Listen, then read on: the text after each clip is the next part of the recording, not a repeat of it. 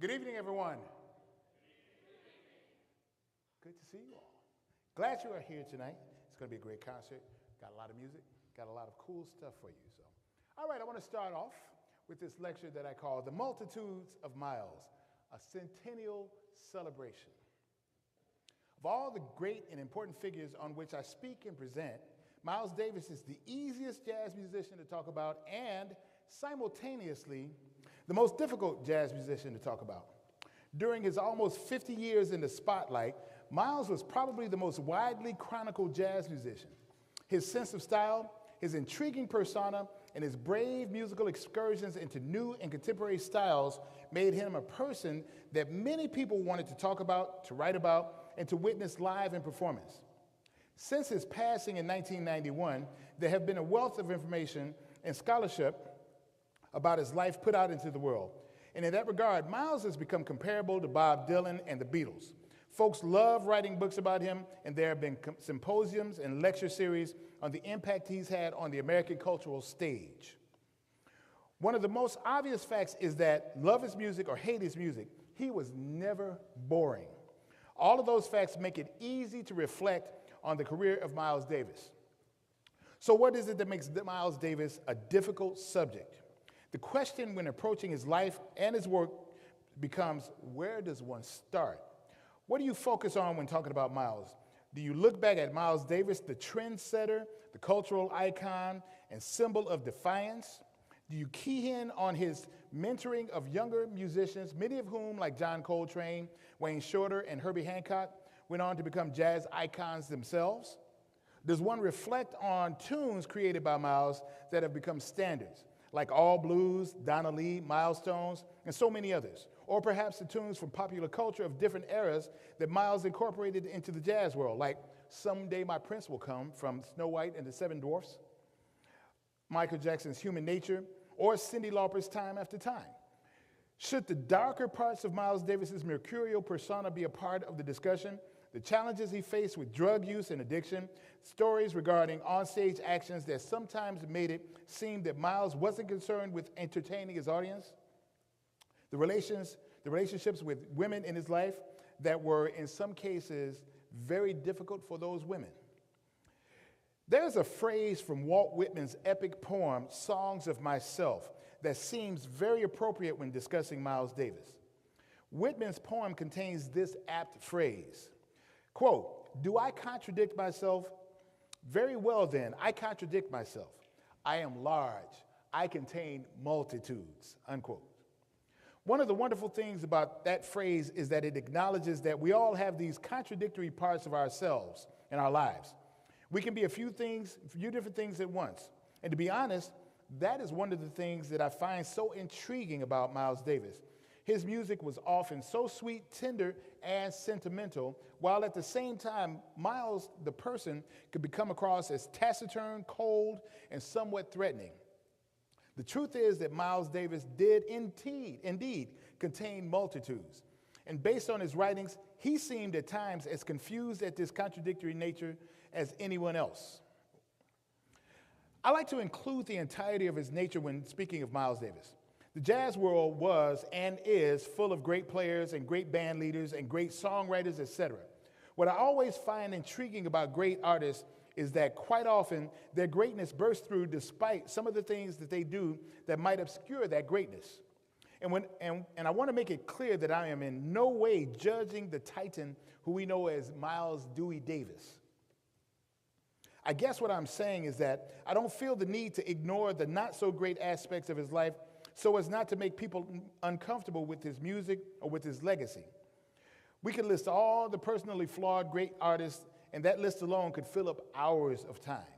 What I find intriguing, however, is that as we look at the great artists who also have a reputation for sometimes being eccentric or difficult or odd or somewhat different than your average citizen, quite often you find that this very different and peculiar characteristic that we recognize in them is connected to their great artistic vision.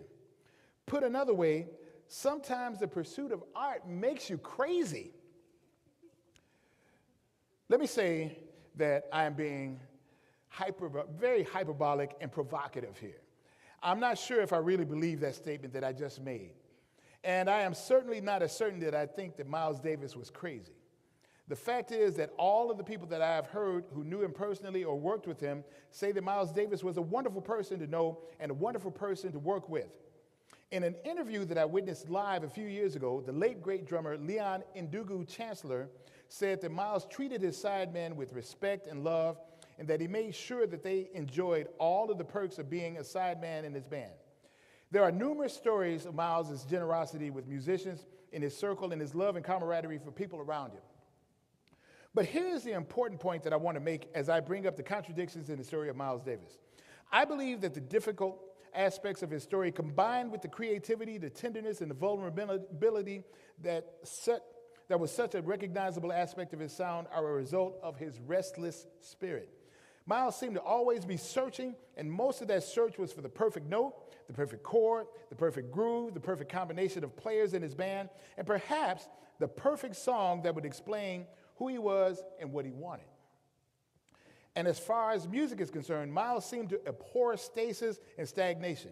It was always important to him that the music keep moving forward and changing. And I think that that's why I've always been attracted to his music and to his story. You can see it in the way that he dressed, you can see it in his music, and you can see it in his reactions to the music around him at any given period.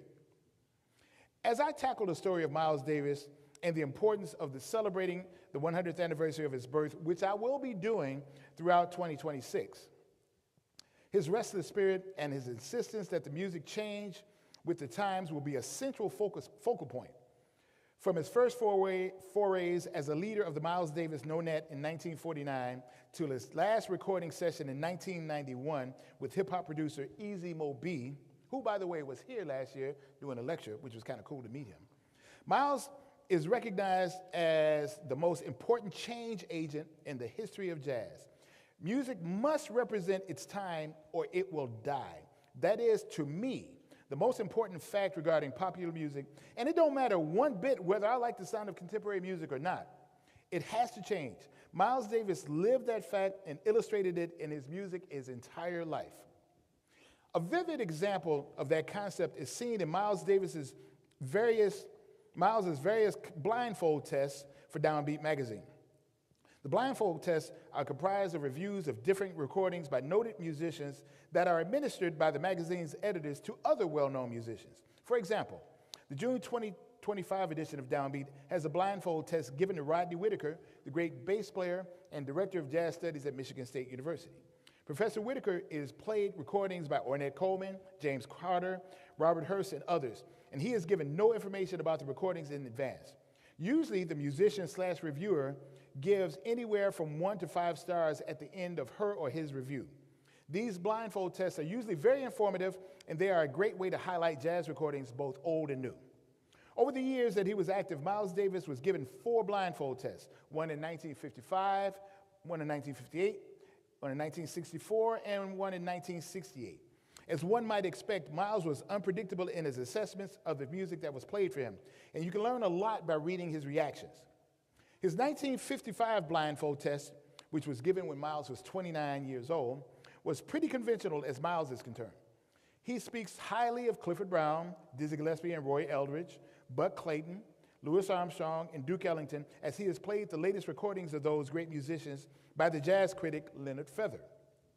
Of the recording of Stormy Weather by the Duke Ellington Orchestra, Miles says, quote, "Oh God, you could give that 25 stars. I love Duke. That band kills me. I think the musicians should get together one day and get down on their knees and thank Duke," unquote. 3 years later, in his blindfold test in 1958, Miles is still somewhat positive in his assessments, but he is a bit more critical overall, even when assessing musicians that he has worked closely with. Of the recording, "The Way You Look Tonight" by Sonny Rollins, the saxophonist who played in his group just a few years before, Miles says, quote, "I know that's Sonny Rollins, but I don't see how a record company can record something like that. I can't understand a record like this," unquote.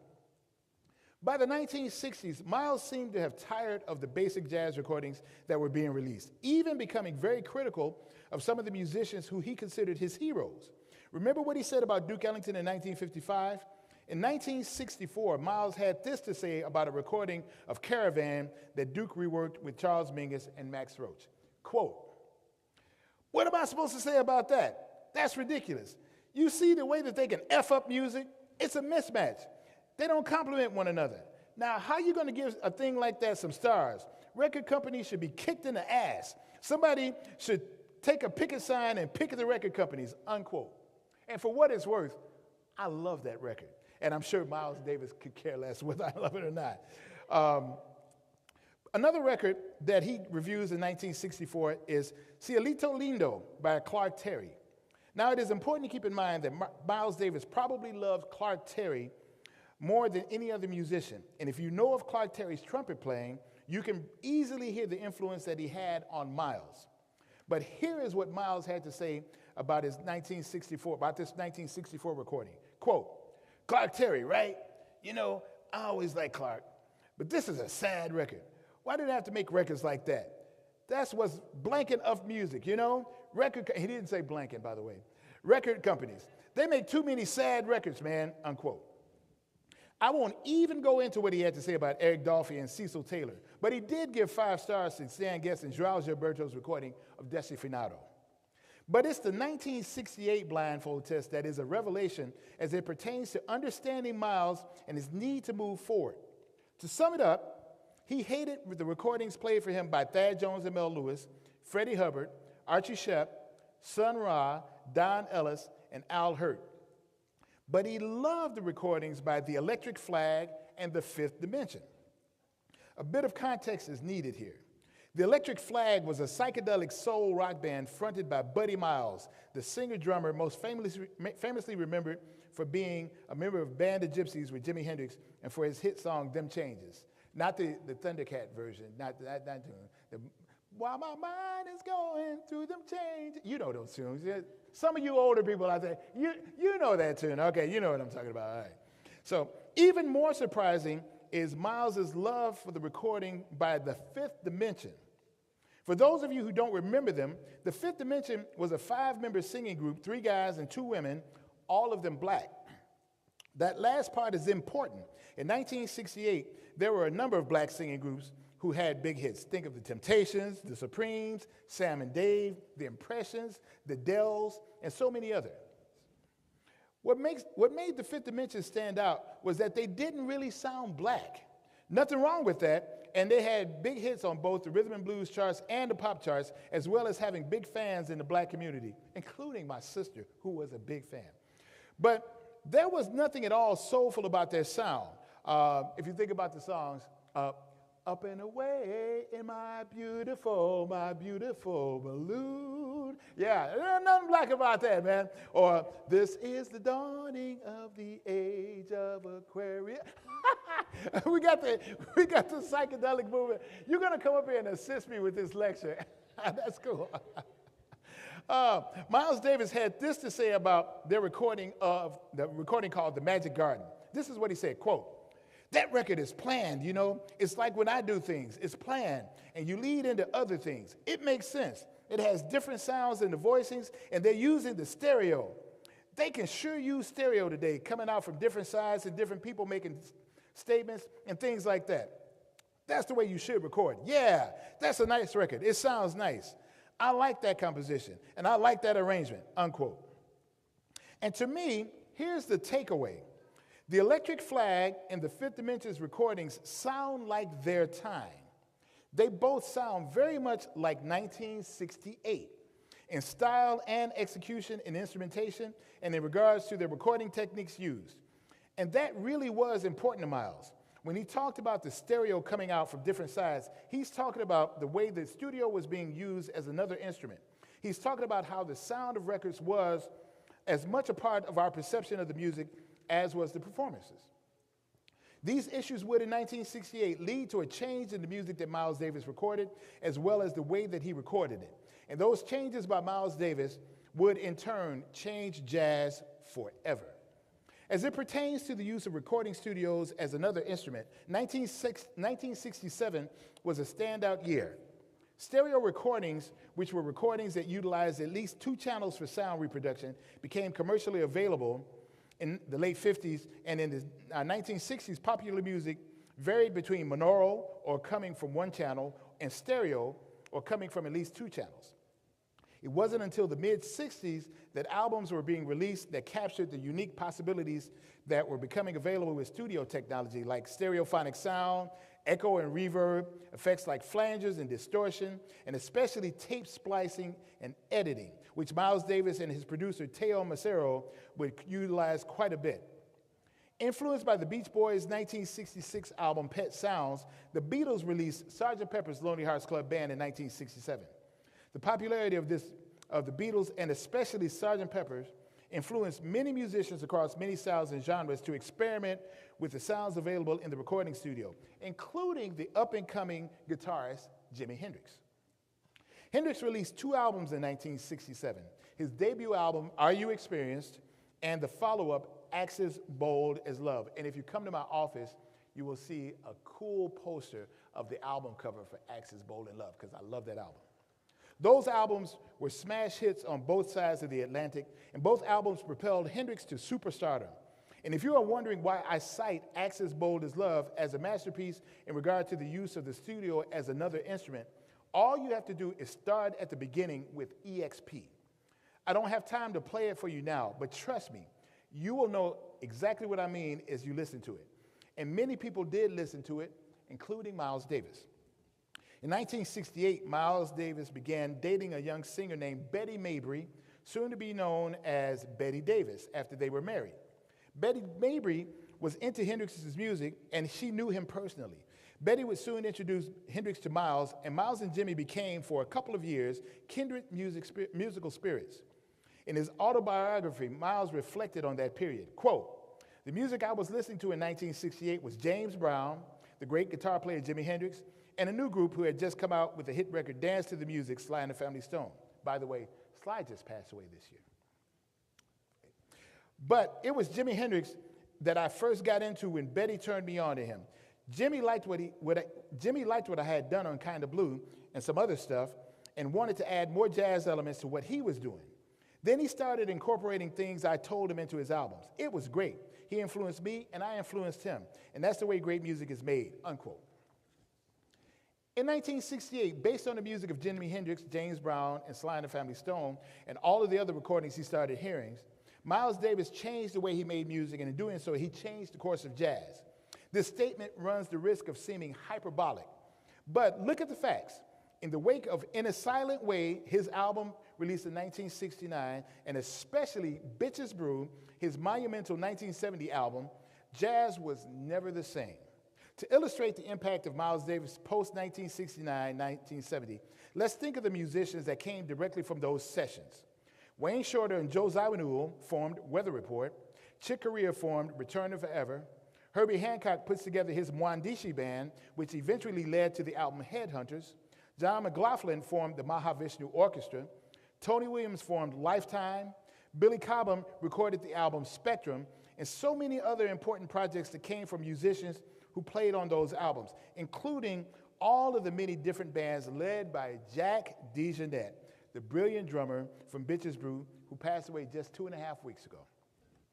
Then think of the indirect influence that the albums had on young musicians of the time. Carlos Santana, of course, is a contemporary guitar hero who released his first album with his band in 1969.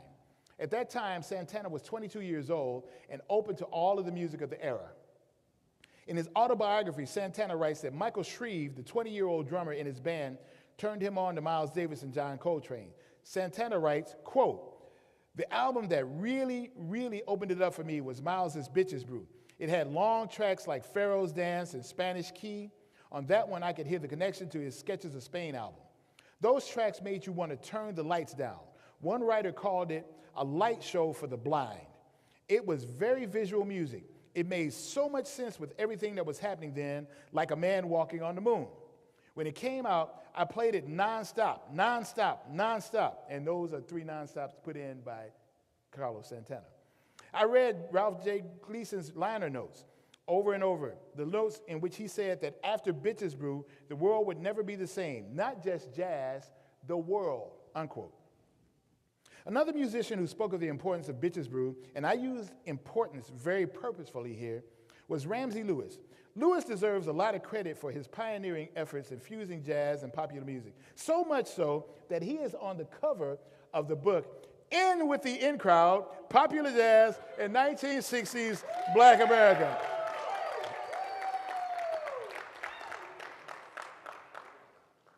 It's a pretty good book. I don't know. The consensus seems to be it's a pretty good book. Okay, so check it out. All right. Ramsey Lewis wrote the preface for a different book, Jazz Rock Fusion, The People, the Music, which was published in 1978. I didn't write that one. That was the year I graduated from high school. I wasn't writing books then. In the preface, Lewis wrote, quote, I wonder where jazz would be if there had been no In a Silent Way or Bitches Brew album, and if there had been no Miles Davis group featuring musicians such as Herbie Hancock, Chick Corea, Joe Zawinul, Tony Williams, John McLaughlin, Ron Carter, Wayne Shorter, Keith Jarrett, and so on, who, by the way, just happened to be among the forerunners of our current late 70s musical trend. It would be interesting to note exactly how many people in this book that I was talking about, had at one time or another been directly or indirectly under the influence of Miles Davis, unquote. There's yet another book that I refer to a lot titled 1,000 Records to Hear Before You Die. Saxophonist and music critic Tom Moon is the author, and he writes short essays in the book about recordings from all styles and genre. In the book, Moon writes that, quote, In a Silent Way is among the most significant transitional works in the history of jazz and one of the least appreciated. It is the step Miles Davis took before Bitches Brew, the album that became the urtext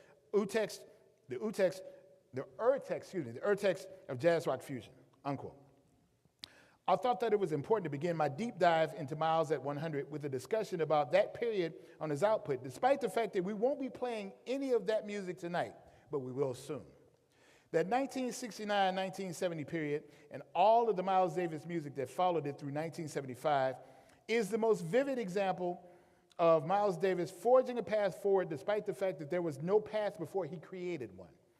That period of his output is still misunderstood, mainly because writers and critics insist on looking at Miles in that time through the lens of Miles Davis of Kinda Blue fame, or Miles Davis of Sketches of Spain fame, or Miles Davis in his Brooks Brothers suit on the cover of My Funny Valentine, Miles Davis live in concert fame. The problem with looking at Miles in the 70s through those earlier periods is that Miles in the 70s wasn't a jazz musician. He was a musician playing music in rock palaces like the Fillmore East and Fillmore West and Festival Hall in Osaka, Japan. He was playing with a group of younger musicians who he felt had their fingers on the pulse of music in that mid-1970s era. And he knew that eventually the world would catch up to him, or not. Miles Davis didn't care. He had to let the music lead him where it needed to go. And we are all much better for it that he did. Thank you very much.